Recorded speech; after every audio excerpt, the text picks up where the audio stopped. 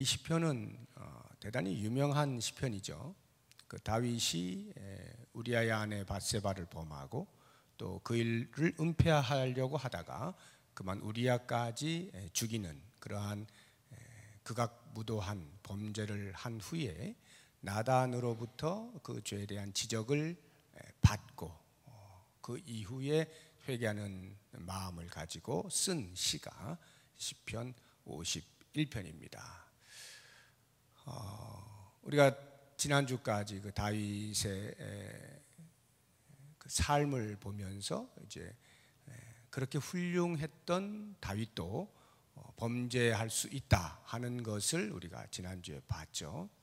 그것도 보통 사람들로서는 좀 생각하기 힘들 만큼의 그러한 무서운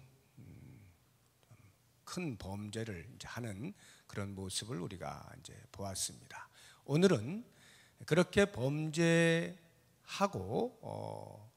하루하루 살고 있던 다윗에게 하나님께서 나단 선지자를 통해서 그 죄를 지적하게 하시고 그 자리에서 그 음성을 듣고 하나님 앞에 무릎을 꿇게 되어진 그 다윗. 그래서 어떻게 다윗이 다시금 하나님 앞에 회복할 수 있게 되었는가라고 하는 것에 그 초점으로 철저한 회개에 대한 것을 우리가 오늘 말씀을 통해서 한번 생각을 해보도록 하겠습니다. 얼마만큼 다윗이 이 범죄한 것에 대하여 괴로워했을까? 얼마만큼 자신이 죄인인 것을 깊이 인식했을까? 그래서 얼마만큼 그 감정적으로 죄에 대한 회개의 표현들을 했을까? 그것을 시편의 이 51편 말고도 이 범죄 이후에 지은 시가 또 있어요. 그런 다른 시 몇 개를 좀 같이 보면서 다윗이 얼마만큼 가슴 아파했는가 하는 것을 좀 간접적으로 우리가 보았으면 좋겠습니다. 먼저 6편을 한번 보시기 바랍니다. 시편 6편.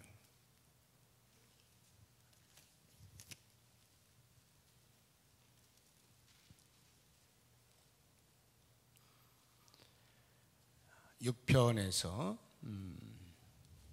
두 절만 읽어보죠. 6절 7절 6절 7절만 우리 같이 읽어봅니다.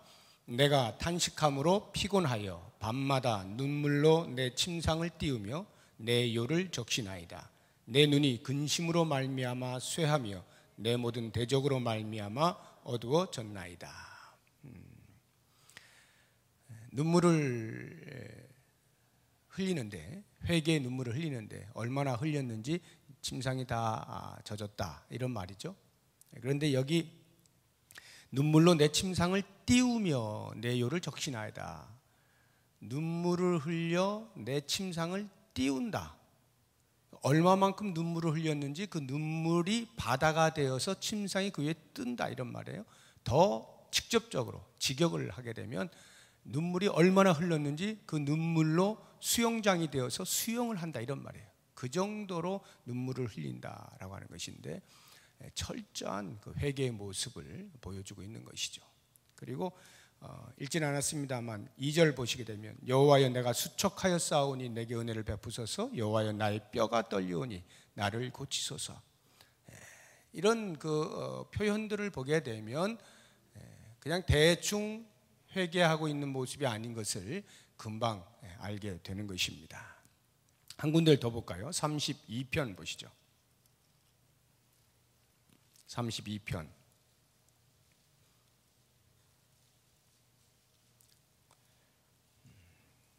3절 4절 지금 아까 읽은 6편이나 지금 우리가 읽을 이 32편이나 전부 다 다윗이 범죄한 이후에 만든 시들이에요. 3절 4절 같이 읽어봅니다.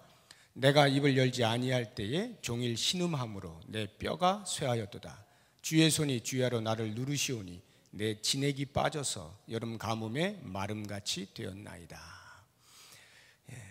뼈가 쇠한다는 거, 뼈가 쇠한다. 뭐 사람이 뼈가 없으면 끝나는 거죠. 내가 지금 죽을 지경에 이르렀다 이런 말이에요. 쉽게 이야기하면. 그래서 그 뒤에 있는 표현을 보면 훨씬 더 간절하죠. 내 진액이 빠져서 여름 가뭄에 마름같이 되었나이다.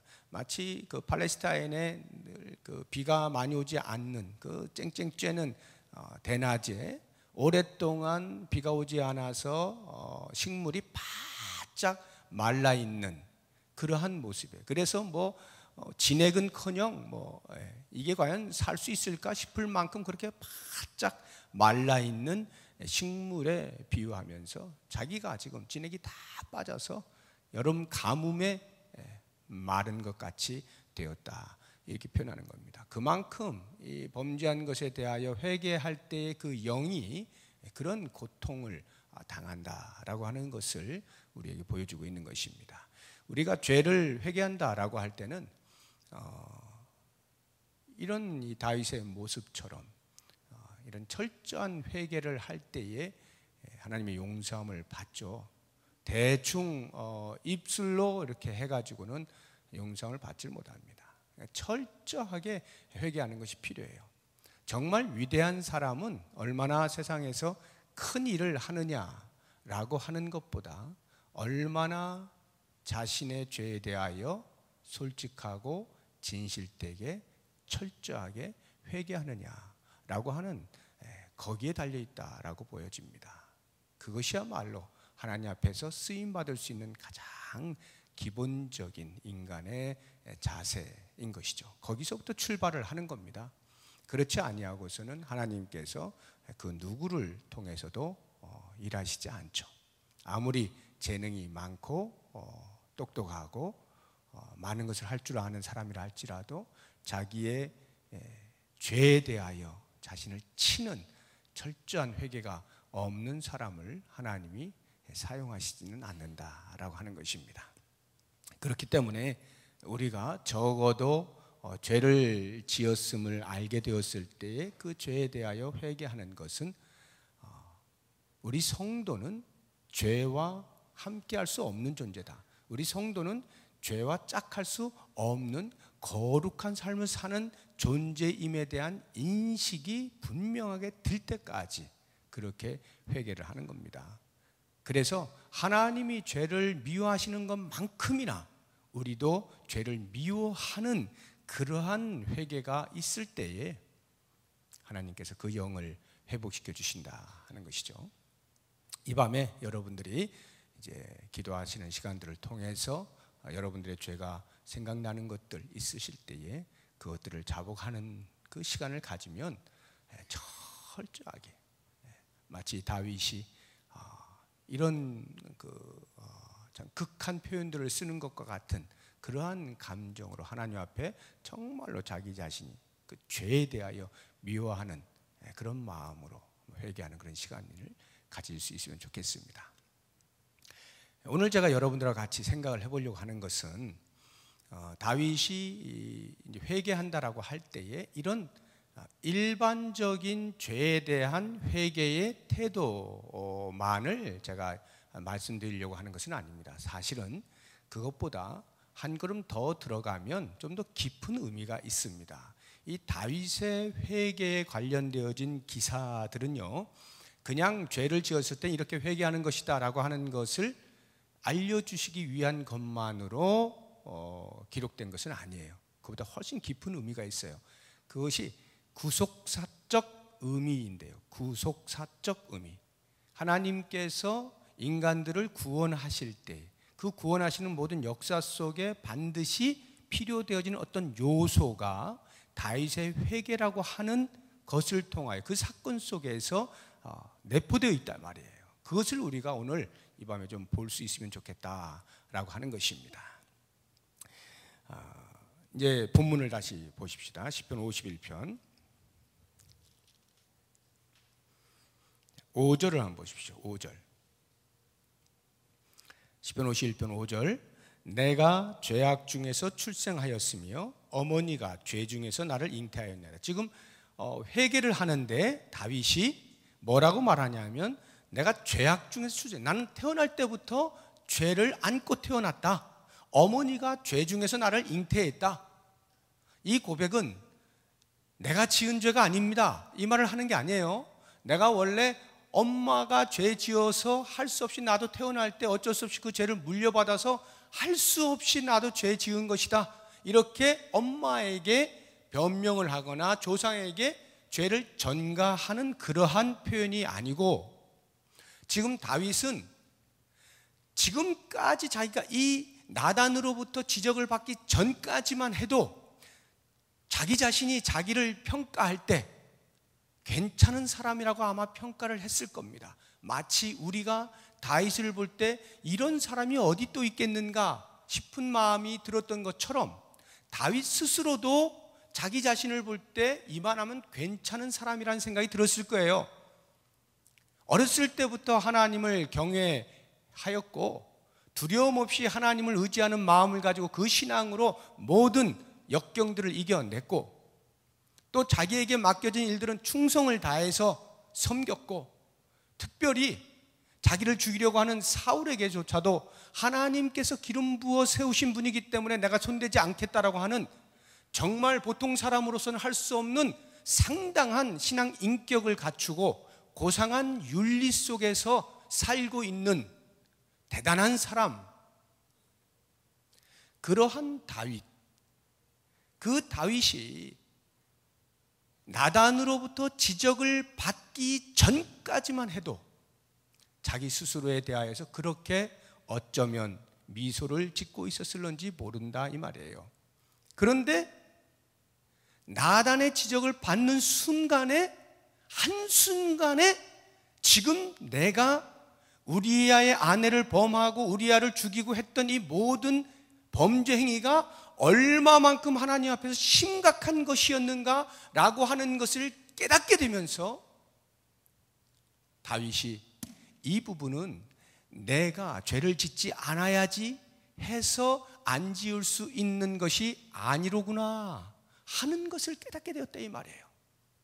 이미 자기 자신은 죄인으로 태어나 있기 때문에 죄를 지을 수밖에 없는 존재였는데, 그것을 알지 못하고 자기가 하나님을 경외하고 하나님을 의지하고 하나님께서 주신 사명을 잘 감당하고 골리앗도 때로 눕히고 많은 선한 일들을 하면서 자기도 모르는 사이에 내가 죄인이라는 것을 잊어버리고 스스로 얼마든지 왕다운 삶을 살 수 있고 하나님 앞에 인정받을 수 있는 삶을 살 수 있고 많은 사람들에게 존경을 받을 만한 그러한 위치에 살 수 있을 것이다 라는 잠재된 착각을 하고 있었던 자기 자신을 발견하게 되면서, 내가 왜 그런 착각을 했는가, 나는 죄인인데 라는 것을 철저하게 고백하는 것이, 내가 엄마 뱃속에서부터 나는 죄를 가지고 태어났다, 이렇게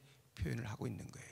그래서 7절을 보시게 되면은 자기를 정결하게 해달라고 말을 하는데, 우슬초로 나를 정결하게 하소서, 이렇게 말하죠.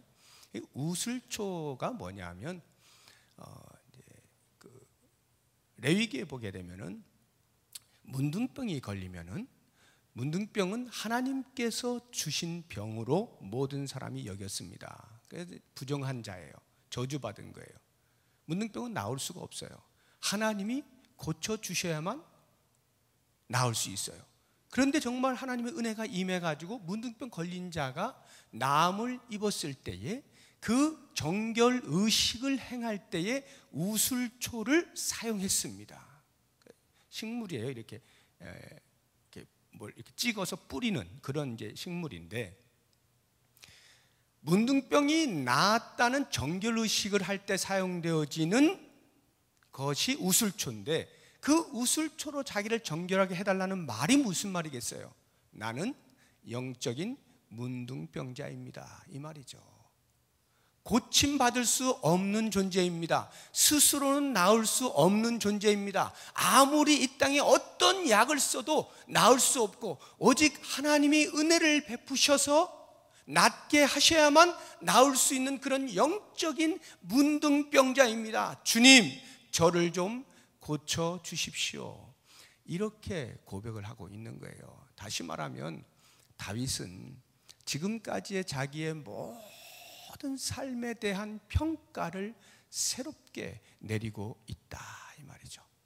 인간이 무엇인가 라고 하는 부분에서 인간은 죄인으로 태어난다, 죄를 지을 수밖에 없는 존재로 태어난다 라고 하는 사실을, 범죄를 하고 그 범죄에 대하여 지적을 받았을 때에 그 영혼을 때리면서 다윗이 깨닫게 되어서 이런 고백들을 하고 있다라고 하는 것입니다. 우리들은 지금 이 시대를 사는 우리들은요, 우리의 죄를 용서하시는 분이 하나님이시다 라고 하는 것에 대해서 아무도 그 어렵게 생각하지 않습니다. 다 알고 있어요. 그러니까 하나님 앞에 기도하죠. 용서해달라고 기도하죠. 그러나 구약 시대를 살던 사람들로서는 다윗과 같은 이러한 고백이 그리 평범한 고백이 아니에요. 이렇게 고백을 할 필요가 사실은 없어요. 왜냐하면 적어도 이스라엘 백성들에게는 언제나 면죄부가 준비되어 있었습니다. 그게 뭘까요? 죄를 지을 때마다 뭐를 하면 돼요? 제사만 드리면 되는 거예요. 죄를 지을 때마다 제사만 드리면 하나님께서 용서하시는 거예요. 그래서 이스라엘 백성들에게 있어서 하나님께서 아침과 저녁으로 제사를 드리도록 하죠. 번제를 드려라, 속죄제를 드려라. 제사를 드리면 그 제사를 통해서 자기의 지은 죄가 제사 위에 올라간 그 제물, 동물에게 전가가 되어져서 그 동물이 죽음으로써 내 죄가 사해진다고 하는 상징적 행위, 종교 행위, 그 제사만 드리면 언제든지 이스라엘 백성들은 죄로부터 용서함을 받는 경험들을 하며 살아온 것입니다. 그러다 보니까 그들이 자기의 어떤 죄를 짓게 되어질 때에 먼저 생각나는 것은 제사 드려야지, 이렇게 생각을 하지, 다윗처럼 이렇게 제가 엄마 뱃속에서부터 죄를 지었습니다, 이런 일을 할 필요가 없는 거예요. 바로 그와 같은 시대를 살던 다윗이 제사가 아니라고 하는 것을 알게 되었다 이 말이에요. 16절 한번 보시기 바랍니다.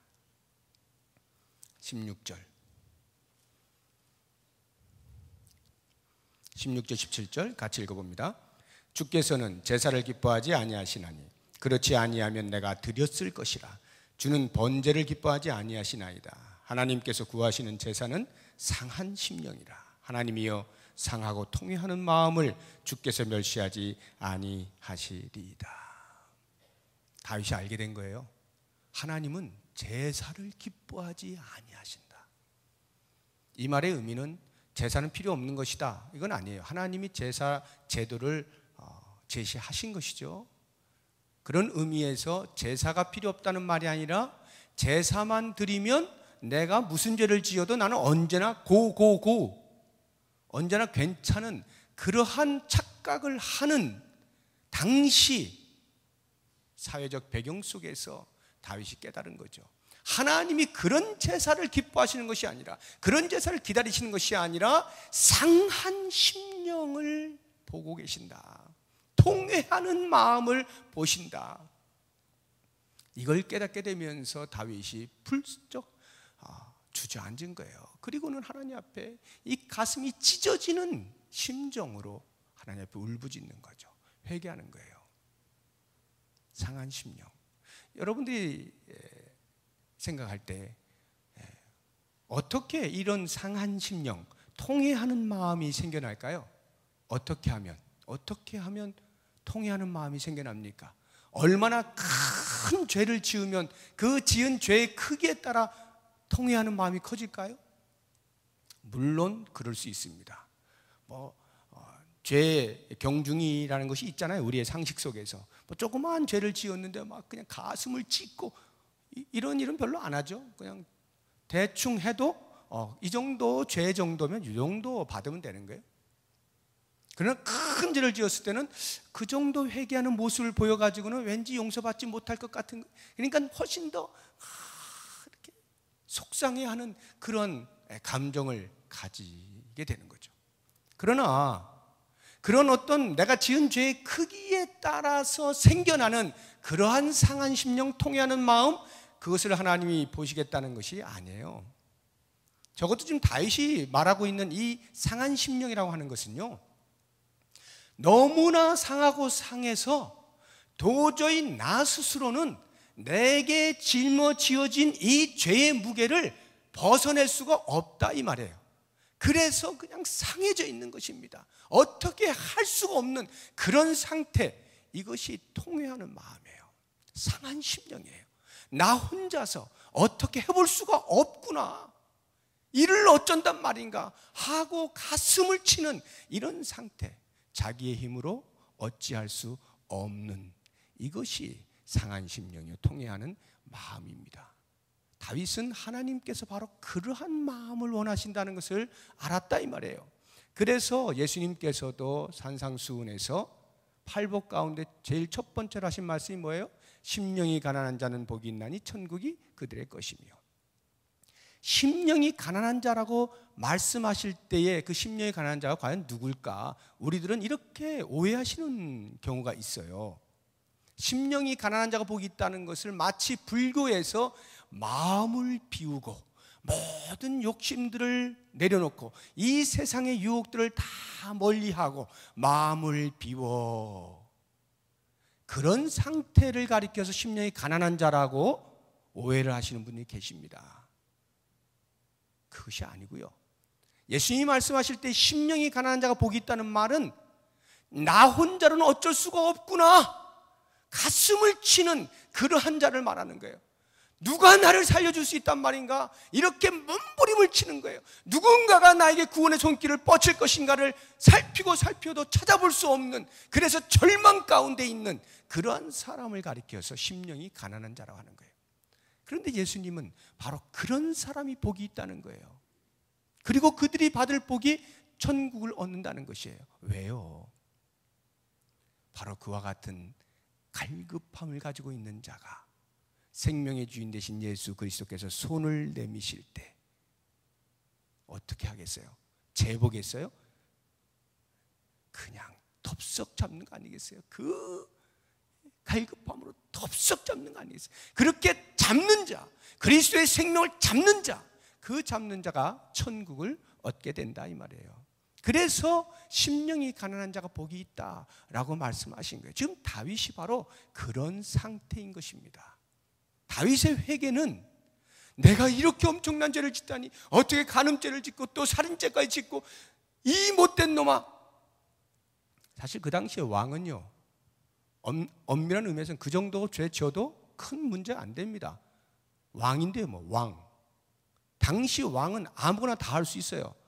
그 누구도 왕 앞에서 요즘같이 대통령이 뭘 못하면 막 탄핵하고 이런 일이 어디 있습니까? 옛날에 절대 권력인데. 그러니까 그런 일 그렇게 큰 일도 아니에요, 사회적으로 보면. 그럼에도 불구하고 다윗이 하나님 앞에 이렇게 철저한 회개의 모습을 보이고 있는 것은 바로 인간의 본질을 보았다 이 말이에요. 죄인으로 태어날 수밖에 없는 존재. 그래서 마치 나는 그런대로 하나님 앞에서 괜찮은 사람이라고 여겼던 나의 착각을 깨부수고 이 범죄한 사건을 통하여서 드디어 나의 본질을 알게 되어지고 나는 그리스도를 의지할 수밖에 없는 자라고 하는 그러한 갈급한 가장 낮은 자리에 가 있는 그런 상한 심령으로 다윗이 자기 자신을 보게 되었다 이거죠. 그럼 그 당시에 다윗이 어떻게 예수님을 바라봅니까? 물론 또렷하게 선명하게 본 것은 아닙니다만 다윗은 분명 오실 메시아에 대한 신앙이 있었고 안목이 있었어요. 한번 같이 찾아보죠. 시편 40편.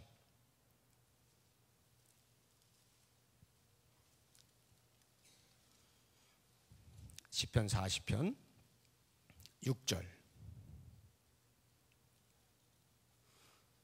자, 6절을 제가 읽어볼게요. 주께서 내 귀를 통하여 내게 들려주시기를 제사와 예물을 기뻐하지 아니하시며 번제와 속죄제를 요구하지 아니하신다 하신지라. 지금 다윗이 지금 말하고 있는 거예요. 주님께서 내 귀에 대고 내가 언제 번제를 요구했더냐 이렇게 말씀하셨다 이 말이에요. 그런데 그 다음 7절을 보세요. 그때에 내가 말하기를 내가 왔나이다. 나를 가리켜 기록한 것이 두루마리 책에 있나이다. 나의 하나님이여 내가 주의 뜻 행하기를 즐기오니 주의 법이 나의 심중에 있나이다 하였나이다. 자, 이 7절 8절에 있는 나, 그때 내가 말하기를 내가 왔나이다 할 때 이 나가 누구냐 라고 할 때에 학자들 간에 여러 의견들이 있어요. 다윗을 말하는 것이다, 아니면 이스라엘 백성 전체를 말하는 것이다. 그리고 또 하나가 있는데 이게 중요해요. 예수 그리스도를 가리키는 것이다, 이렇게 보는 견해가 있는데 굉장히 중요한 견해입니다. 여기에 7절에 나오는 나라고 하는 것이 예수 그리스도라고 한번 가정하고 보세요.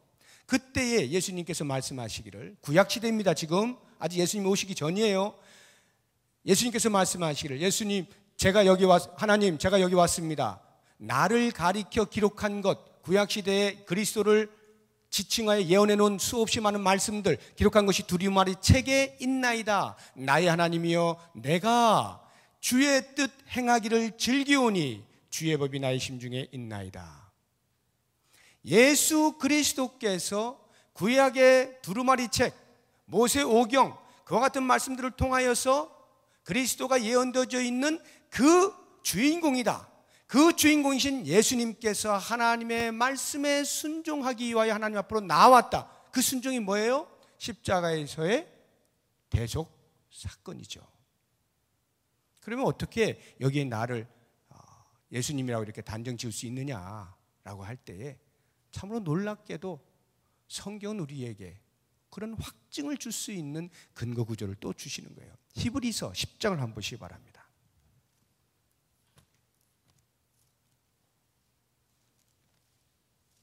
히브리서 10장 신약성경 363쪽.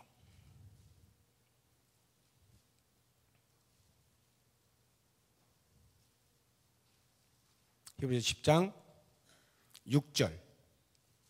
똑같은 말씀입니다. 지금 시편 40편에 나와 있는 말씀을 그대로 인용해서 쓰고 있는 것인데요, 어떻게 달라지는지 보세요. 6절, 번제와 속죄제는 기뻐하지 아니하시나니, 아까 나왔던 거죠. 그 다음 7절 보세요. 이에 내가 말하기를, 여기 내가가 누구냐 이 말이에요. 이 히브리서에 기록되고 있는 이 내가가 누구예요? 5절 보세요. 5절, 그러므로 주께서 세상에 임하실 때 이르시되, 그러므로 예수님께서 세상에 임하실 때에 이렇게 말씀하셨습니다 하고 말하고 있는 내용 가운데에 7절이 들어가 있는 거예요. 그러니까 내가가 누구예요? 주님이죠. 예수님이죠. 이에 내가 말하기를 하나님이여 보시옵소서, 두루마리 책에 나를 가리켜 기록된 것과 같이 하나님의 뜻을 행하러 왔나이다. 예수님께서 하나님 앞에 하나님께서 맡기신 사명을 감당하기 위하여 제가 여기 왔습니다, 이렇게 말씀하고 있다 이 말이에요. 그래서 바로 그와 같은 말씀에 따라 8절 보십시오. 위에 말씀하시기를 주께서는 제사와 예물과 번제와 속죄제는 원하지도 아니하고 기뻐하지도 아니하신다 하셨고, 9절, 그 위에 말씀하시기를 보시옵소서 내가 하나님의 뜻을 행하러 왔나이다 하셨으니 그 첫째 것을 폐하시면 둘째 것을 세우려 하심이라. 첫째 것이 뭐예요? 율법. 둘째 것이 뭐예요? 예수 그리스도. 이렇게 나오는 거죠. 바로 이와 같은 것으로 인하여서 시편 40편을 지은 다윗이 이미 그리스도를 보고 짓고 있는 거예요. 시를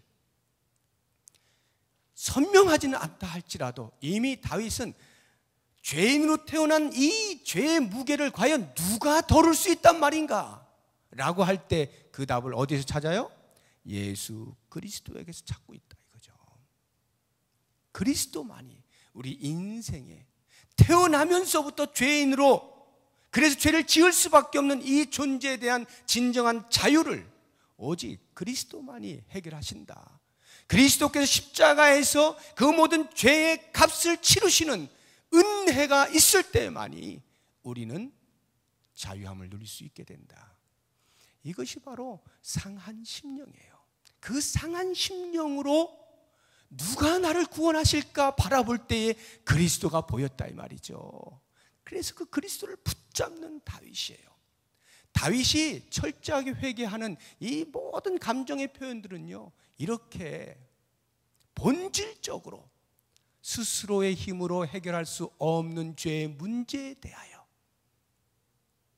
가장 거룩하신, 죄가 없으신 그분 앞에 서서 자기의 모습을 바라볼 때 지금까지 가지고 있었던 온갖 교만과 죄를 지을 수밖에 없는 그 더러운 추한 모습들이 발견되어지고, 그랬을 때 그분 앞에서, 그 거룩 앞에서 어쩔 줄 몰라서 가슴이 찢어지는 그런 통회하는 마음이 생겨나게 되는 것이고, 그래서 그때 비로소 주님께서 손을 내미실 때 그 손을 붙잡아 회복되어지는 역사를 경험하고 이 시편 51편을 지어 내려가고 있는 거예요. 그래서 이제 오늘 결론의 말씀, 다시 시편 51편 보십시오.